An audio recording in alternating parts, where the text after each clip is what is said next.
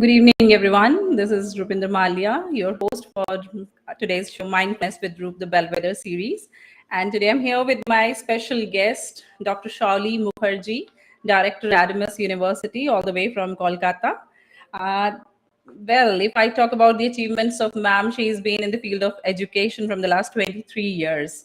And she's been the founder principal of certain schools, like she's the pioneer into that field. If I talk about her laurels, then she is among India's top 50 women leaders in the education industry, top 20 revolutionary educational leaders, recognized among 99 women achievers of India in the year 2021. And currently she's working as like director of school education at Adamas University, Kolkata. A mind-blowing person with like all her achievements and like the kind of success she has achieved in her career. And she's been like a person who's regular to all the interactions, whether it's about education or women empowerment all around the world in different talk shows. So today she is with me. Dr. Shauli Mukherjee, thank you so much for joining me today in the Bellwether series. Thank you so much, Rupinder. It's absolutely a pleasure to be on this platform today. And absolutely looking forward to our conversation. Likewise, I'm feeling. And like this is the things which I have told about you, like it just covers a part of your journey. I really want you to tell in detail like how or where you started, how the journey like began, and till today I want to hear it all. Perfect. So, Rupinder, it has almost been 23 years that I have been associated with the education sector. Well, the best way that I think I should be able to define myself as of now is that I'm a passionate academician. Everything else that I do, that's fine. But above everything else, I would best like to define myself as a passionate academician. So, apart from that, yes, I'm a global thought leader and an internationally acclaimed inspirational speaker. Uh, in the last 23 years, I have been the principal as well as the founder principal of some of the reputed international schools in West Bengal, a few of which had actually been, started and established by me. So I would definitely like to name at least two schools, Adamas World School and STEM World School. Now, why STEM World School? Because that happens to be the first STEM school in West Bengal, which was also eventually awarded for being the second best international day school in the entire West Bengal region of India by Education World in 2016. So that also happens to be my brainchild. So after spending more than 2 decades in the field of educational management and leadership, in the year 2020, I had actually stepped into the domain of higher education, where currently I am the Director School of Education at one of the premier universities of Eastern India, named Adamas University. Additionally, I'm associated with premier educational organizations across India as well as globally in senior advisory position and roles. And well, as a very, very passionate advocate of women empowerment, and as an inspirational and a motivational speaker, you would find me almost regularly speaking at various global platforms on topics pertaining to education, allied issues, women empowerment, youth empowerment, mental health issues, and the list goes on and on. Definitely. I've really seen you like quite, you're quite active on all these platforms. And, it's not something very simple that I can say that you are always there. You deserve to be there and you have that insight, you have that ability that you are invited to such platforms. So I must appreciate you for that. And 23 years of experience into this, it's impressive. And being founder principal for certain schools, and as you told that it was the first STEM school in West Bengal, that's really like amazing. So were you always interested in this profession, like into the profession of education or the field of education, I should say? Were you always wanted to be an educationist, or it just happened? by chance? Well, that's a very, very interesting question, in fact. Well, to answer you, I have always wanted to be an educator, and that is exactly what I am. So even today, after wearing so many hats, I still would prefer to call myself as a teacher, you know, because that is, I think, that is the thing that gives me, much satisfaction and happiness at the end of the day. Being able to touch, inspire, and impact a lot of lives around me in meaningful manner through the ennobling power of education. Now, since you wanted to know that whether I always wanted to be in this field or not, well, uh, I'm a kind of a person who is actually, who has actually turned her passion into her profession. So for me, it has been a very, very conscious intersection between what I always love to do and what I'm good at. So it has been a very, very conscious intersection for me. So I've always wanted to work in the sphere of education, and well, exactly that is what I have been doing. Wonderful, wonderful. So, since you're associated with the field of school education, like you've been a principal for so many schools for so many years, actually.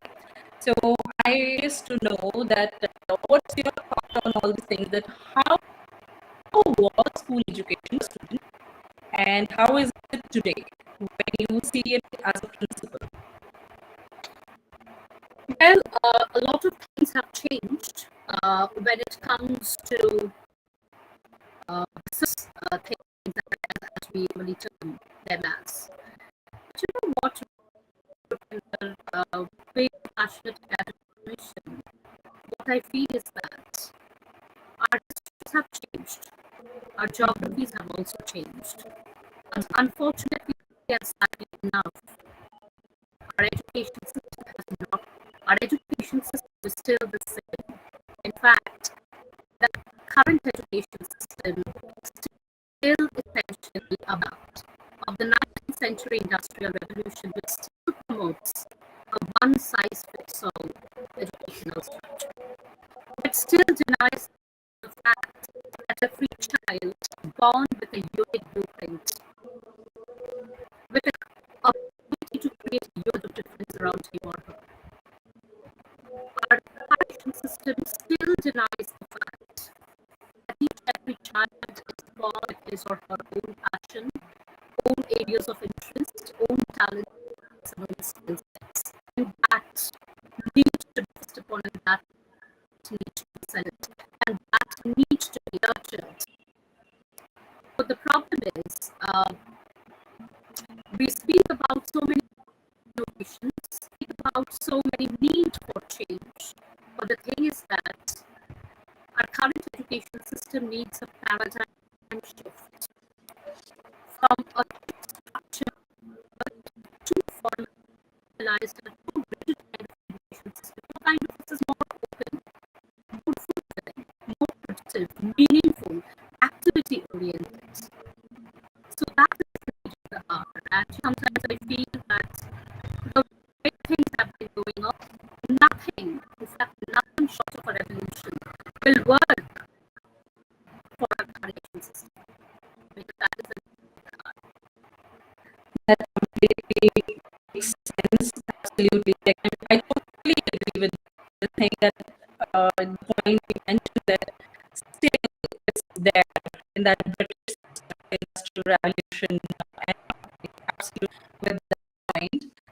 So, what kind of like being a person who's a part of management, education management, what do you suggest? What kind are required?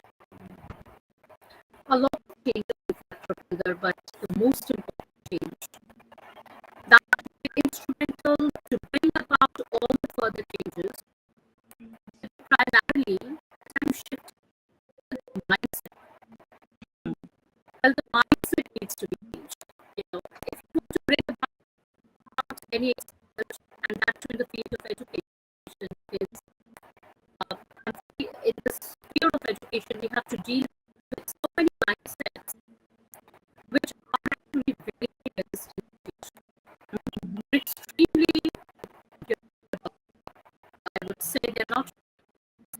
enough, they are fixed to change. So, if you really deserve it, and if you really feel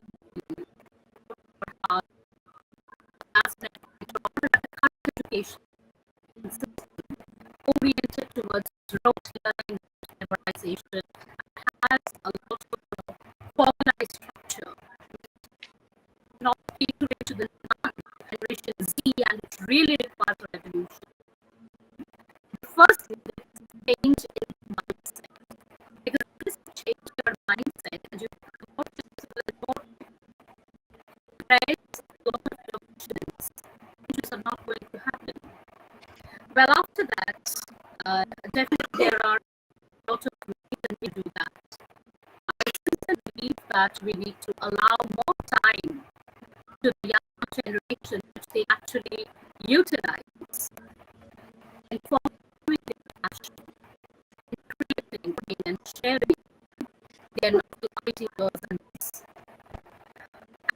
As educators, as parents, first of all, we need to reset the life mechanisms. We have to unload failures and mistakes are actually essential ingredients of any teaching learning. That's how learning happens. Not be able to learn with encounters. But even then, I mean, if you consider the way in which we have learned, we can encounter a lot of failures. We have also a lot of mistakes. That is how we learn.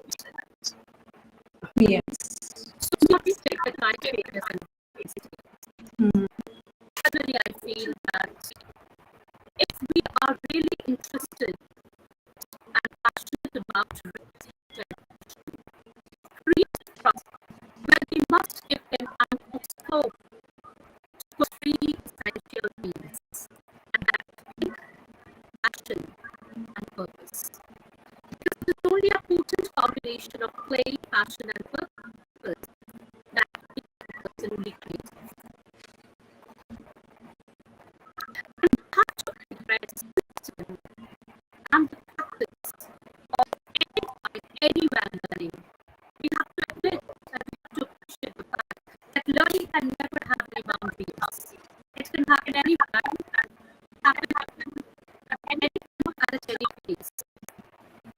And also we must give generation just as well as voice, through which they can remind that what, where, and how they learn.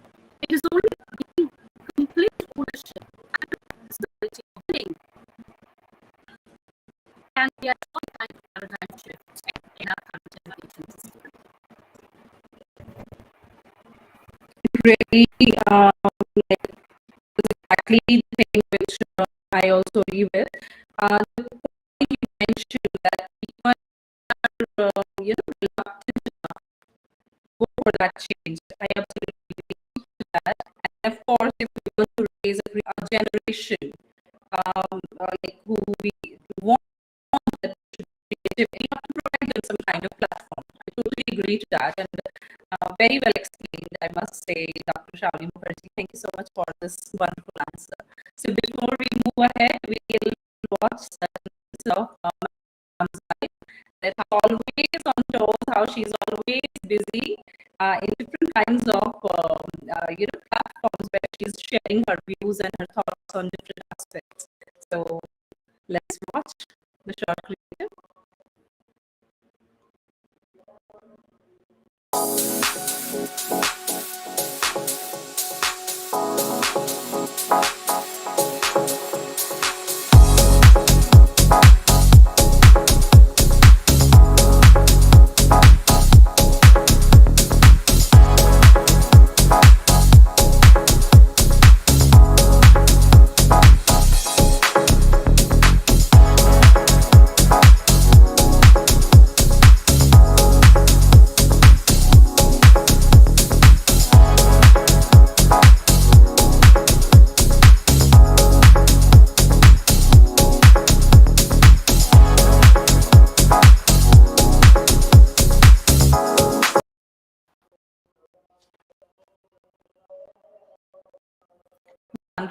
absolutely wonderful.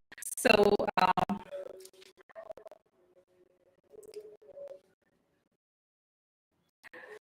I could see that are with all the different talk shows you're always part of, like not in different parts of the world. So it's absolute delight to see somebody from India representing it, all over the globe.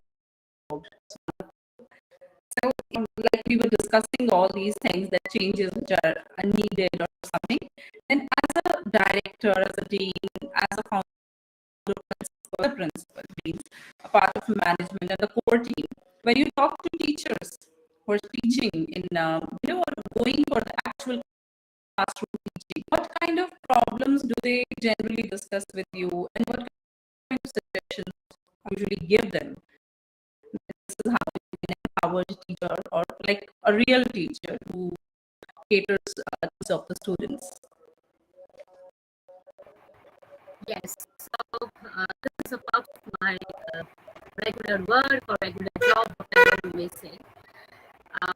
Since I am connected with the teacher education sector, so I deal would-be teachers as well as the teacher educators who train the would-be teachers, as well as the children across all age groups, right from still, the ones who come to us to do their PhD in education. So that's the spectrum of age group that I have to deal with, or I rather enjoy dealing with. One of the strong messages that pass on to the prospective teachers as well as existing teachers is that 21st century teaching is really different. I mean, it's not, or it should not, rather be in the mode of traditional and conservative teaching. In fact, everything needs to change, and for that, two things are very, very essential. One is that a 21st century teacher needs to have a mindset. Now, what do you mean by a beginner's mindset? A beginner's mindset is that kind of a mindset which is completely and flexible enough to learn a lot of new things. That kind of a mindset which is humble enough to admit, even from that, I do not know it all. To be with you with this journey and I've learned with you. So this is what it is. So this is one of essential characteristics that a 21st century teacher must and should have.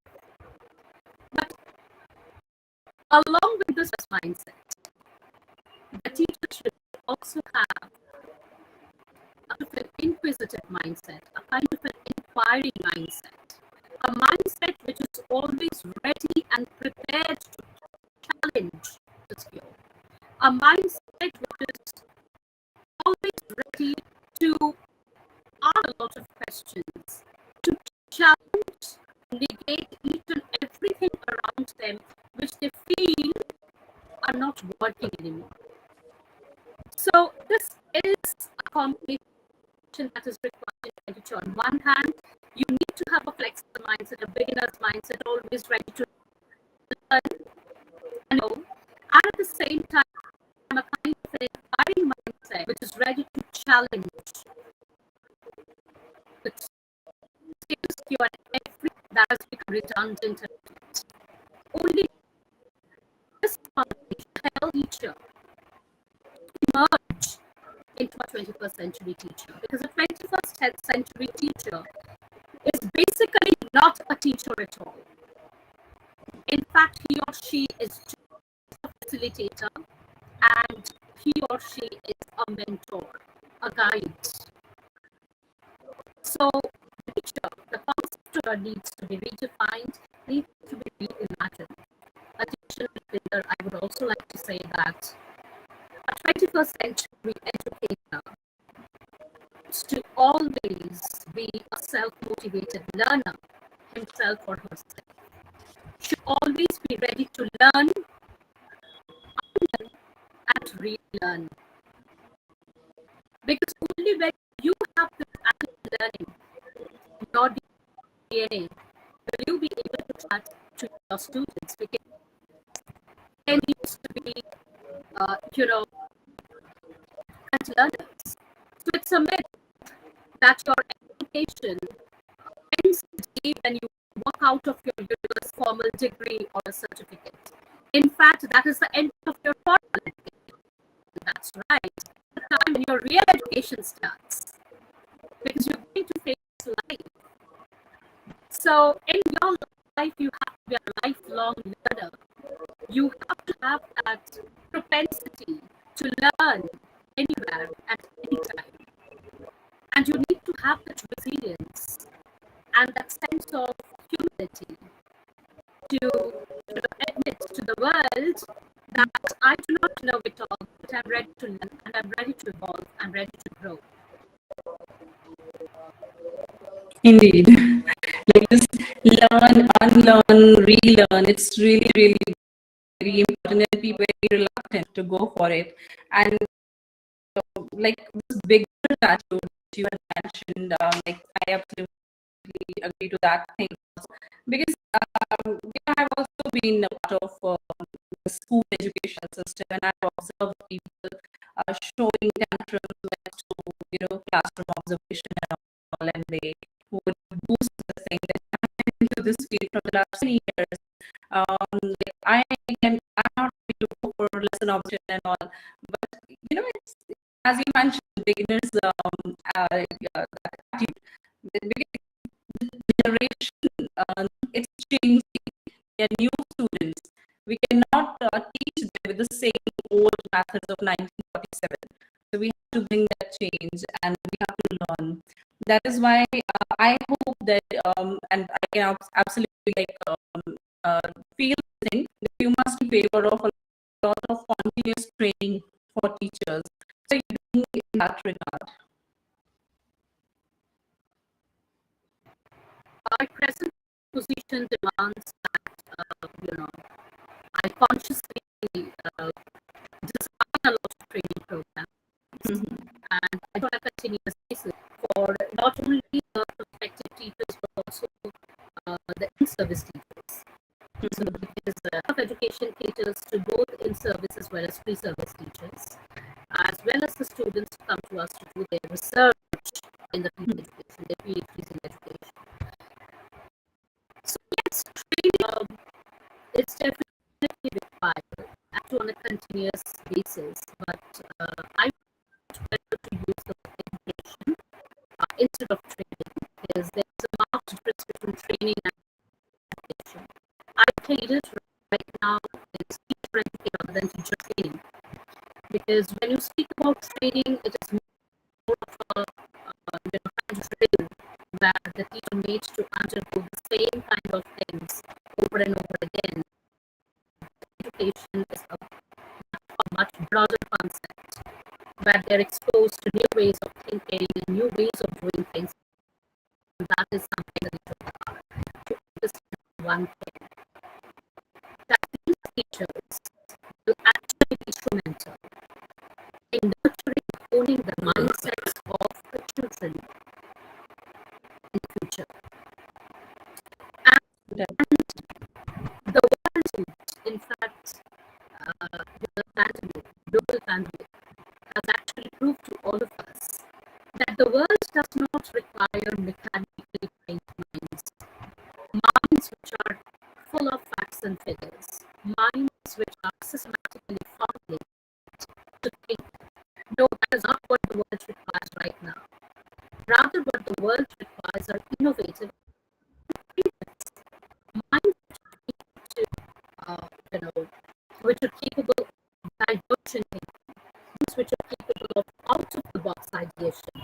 That is what the world requires. We need different perspectives. We need different and divergent rethinking, not the kind of education system which is trains students to think alike. For instance, the SS that is prevalent across all the grades and in almost all parts of the world. Standardized, what are the standardized tests? They could be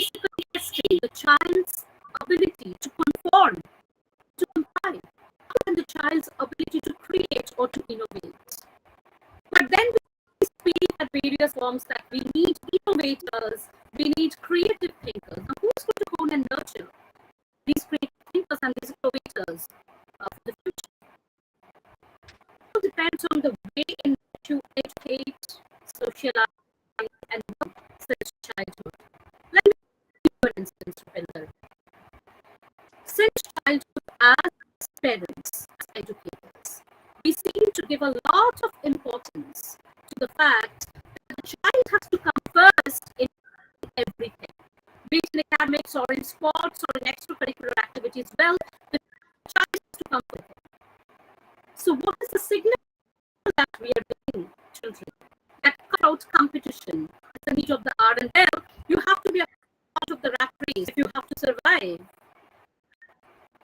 But on the other hand, if you think the two important skill sets which are required to thrive in this 21st century, volatile, uncertain, complex, ambiguous world happens to be cooperation and collaboration and outcome. Absolutely. So if that is so, then why are we, pressurizing our children to compete, teach every point in their lives? Why are not training them or educating them importance of cooperation and collaboration? Why can't we do that? Why are we not stressing on the importance of emotional intelligence? Why are we on the importance of intelligence quotient rather than emotional? Though significant research has proved that more than 80% of the success in your life actually depends on your EQ and not on your IQ. There is so much of hue and cry about IQ everywhere. But on our bit to raise emotionally intelligent children, are the teachers being trained emotional intelligence? No, they are not.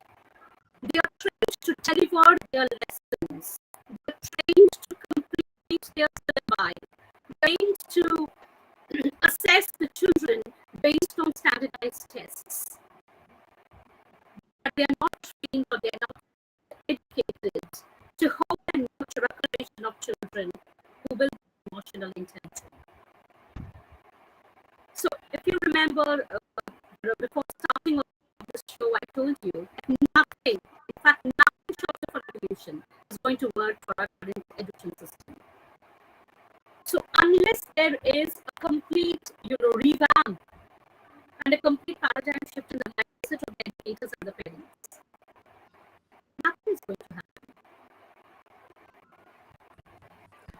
That really makes sense. Then I want to ask you, that we all know all these things, that emotional intelligence is important, that intelligence quotient is of course a part of it, but then the real problems when we move out of the colleges and we join the workplaces and they're not able to maintain any kind of balance. We always fall prey to certain situations where we take wrong decisions due to these emotional imbalances. So who's going to, as you mentioned, the teachers need to be trained for it.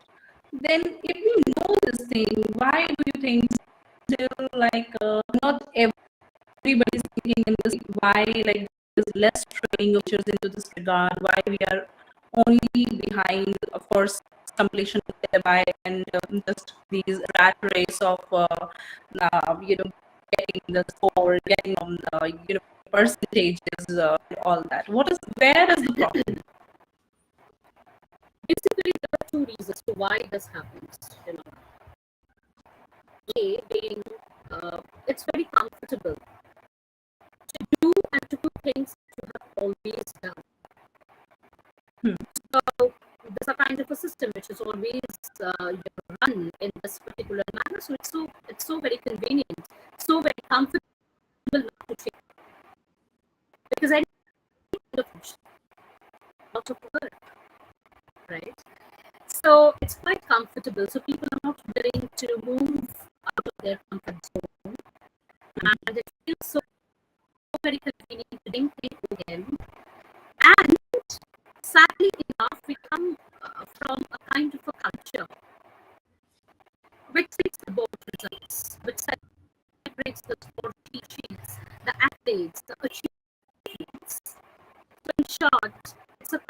culture which always focuses on the outcome rather than the process. So the process is not even important. Only the outcome is important. Actually, the outcome is positive. Positive with quotation marks, obviously. So if the outcome is positive, then it is important. Otherwise, the process through which the child has been through in order to get the outcome, that is not important. We have to remember that we speak regarding, that as educators and as parents, it's our responsibility to nurture the growth mindset in our children. We have to remember that growth can only be nurtured when we are ready to give more important process rather than the outcome. And the process is not always great. The process is not always, a bed of roses.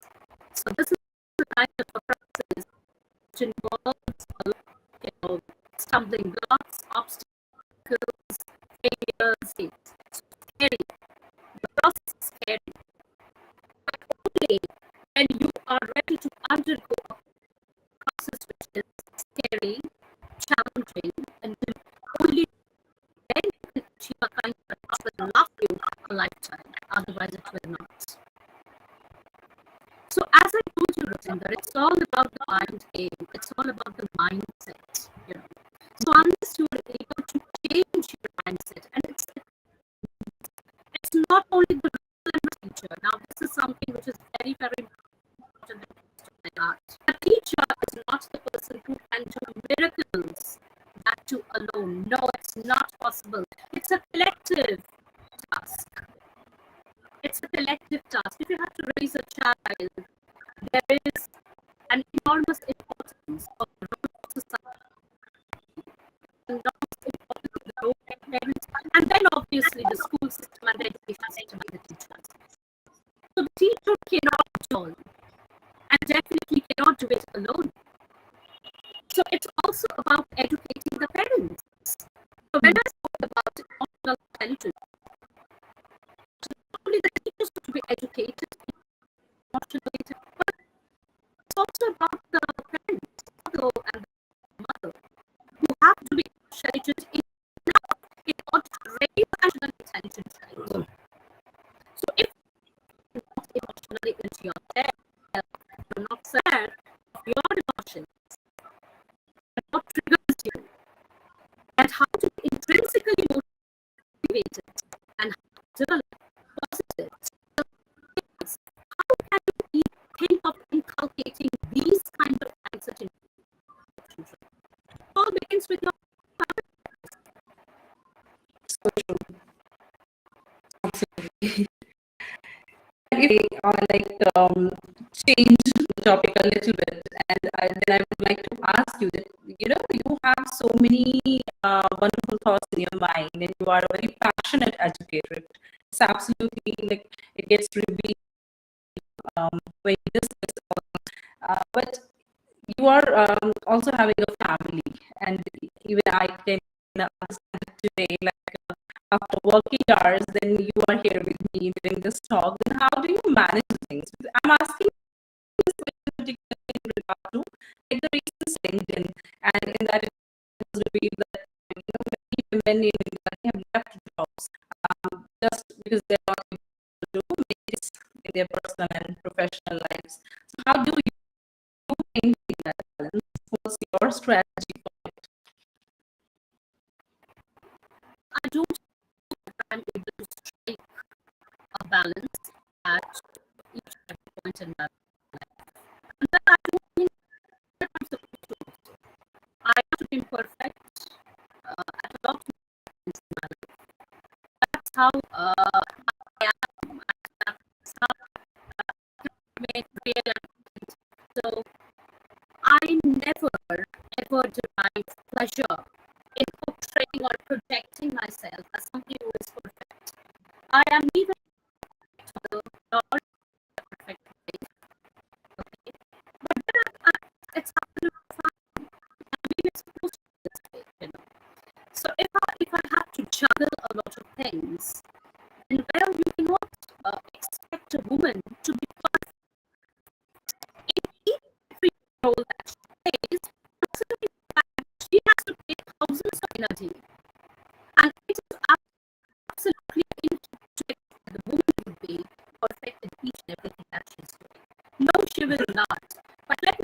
she's absolutely wonderful, phenomenal, beautiful in her imperfections. She's beautiful in her raw, beautiful in her courage, and beautiful in the knowledge and the ability that is so very vulnerable, and she's so very imperfect at times. A little bit different.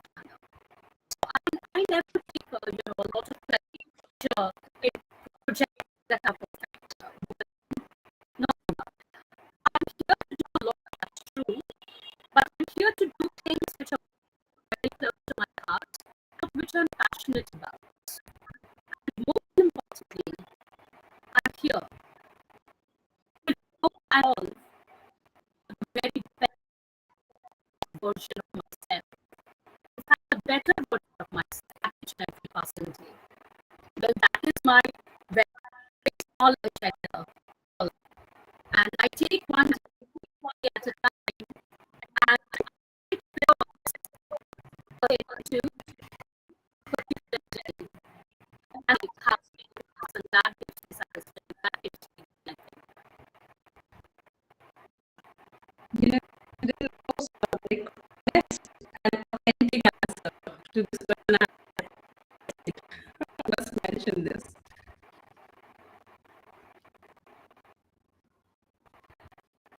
At the end of the day, if you are anything but authentic, you are actually fooling yourself more. You are very wonderful and beautiful. The entire world, you who you are. And I think the greatest bravery flows in the fact when she can admit this to herself and to the entire world. For me, is maybe the meaning and definition of true empowerment. True empowerment comes from your education. True empowerment actually comes from your ability to earn your living all by yourself. That's a very narrow definition of it. True empowerment is one that gives you complete freedom, set the kind of person that you are. That's true empowerment. Indeed, of course. So this is brought towards the end of this show, but before you leave, I request you to just share with all those aspiring, educationists and people who want to come to this field and really contribute. But then once they become a part of it, they also become used to the routines and everything that they again also busy with preparation of curriculum, classroom teaching, and everything. Whereas at the initial age, they wanted to bring a change in their students. So, what's your piece of one piece of advice for those adults? Very simple, I would like to give a very simple message that if you're really willing to become a teacher, if you're really willing to bring about a lot of difference in the lives of a lot of children around you and in extension a lot of families from where they come from, never ever forget your why is very important. So the day you the day you first started to become a teacher, your purpose, your why was very clear. It should never get curiosity to 10 to 20 years or 40 years when they're in this profession. So whatever the environment is, whatever situations are, however pressurized you are, you must make sincere attempts finding yourself about why did I join this profession 23 years back? Is still there, fresh in me. Because I make a conscious decision to keep it fresh. So that it gets lost. So whatever the situation is, you keep reminding yourself of your purpose and of your why. Because if your purpose is clear, if your why is very, if it's visible, you really at some point of time feel much. Because your purpose is a kind of a very, very strong magnet which actually pulls you towards itself. And then a wonderful journey of self-fulfillment and success commences. This is the only message that I would like to give to the aspiring, existing, and all kinds of teachers. Never ever forget your why. Never forget the first as to why you decided to come into this profession. This is indeed a very wonderful insight. And personally, I have learned a lot from you today. You show like so many things with such simplicity and like with such coherence. You have explained everything that was absolutely a kind of delight talking to you, Shauli Mukherjee. Thank you so much for joining me for today's program. And like I would really love to having like certain more interactions with you on certain different, on different topics related to education and teachers training and everything. Thank you so much for joining today. Let me tell you that it has been an absolute pleasure to be here on this platform, and you have been a wonderful host, such a beautiful and a wonderful host. And I really enjoyed thoroughly, interacting with you at such a deeper level. Thank you so much. Thank you so much. So everyone, this is Dr. Shauli Mukherjee, Director at Adamas University. And what to say about her? You have already heard her, like the wonderful piece of advice she has shared with us. And it's such simple wording, deep concepts about education, school education for teachers, the kind of journeys they go through and the whole system she has explained. It was a great learning in today's show, and I hope that you have also learned a lot during today's interaction. So, once again, thank you